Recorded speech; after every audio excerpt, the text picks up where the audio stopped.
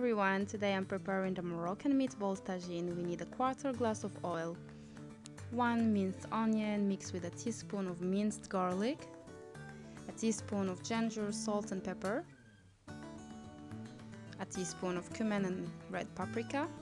It's a teaspoon of all the spices except the coriander and parsley, it's a big tablespoon. Now I've got my favorite chili sauce. It's the Moroccan harissa, which is very nice. It's not really necessary if you don't have it, but if you have it, that's gonna be so delicious. 4 medium size of chopped tomatoes, and we mix everything together nicely. We cover it to boil for a while on medium heat.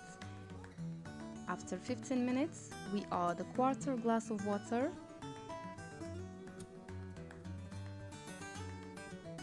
Also the meatballs all around the tagine nicely.